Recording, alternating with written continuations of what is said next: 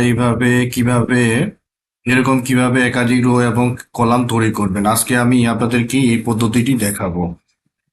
তো এখানে দেখতে পাচ্ছেন যে একটা সেল আছে, সেলের ভিতরে আমি অনেকগুলো রো এবং কলাম করেছি। আপনারা সেটা কিভাবে করবেন সেই সহজ পদ্ধতিটা আজকে এই ভিডিওর মাধ্যমে আপনারা আজকে দেখতে পাবেন বা শিখতে পারবেন। তো চলে যাওয়া যায় কাজে। আমি এইখানে একটা সেল আছে, এই সেলটাকে আমি নিলাম। এই সেলটার উপর আপনি মাউস বাটনটা ক্লিক করবেন, করার পরে আপনারা চলে যাবেন লেআউটে। লেআউটে গিয়ে চলে যাবেন স্প্লিট সেল। স্প্লিট সেলে ক্লিক করবেন। ক্লিক করার পর আপনারা এই ধরনের একটা ইন্টারফেস আসবে। এই ধরনের একটা ইন্টারফেস আসলে আপনারা এখানে নাম্বার অফ কলাম, আপনি কয়টা কলাম নিতে চাচ্ছেন। আমি এখানে একটু বেশি করে নিলাম, 4টা নিলাম। নাম্বার অফ রো, আপনি এদিকে রো কয়টি রাখবেন সেটি। আমি রো নিলাম 4টা। তারপর এটা আপনি ওকে বাটনে ক্লিক করবেন।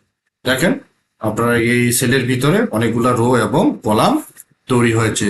তো এইভাবে কিন্তু আপনারা আপনাদের একাধিক রো এবং কলাম আপনার প্রয়োজন অনুযায়ী তৈরি করে নিতে পারবেন। তো ধন্যবাদ সকলকে।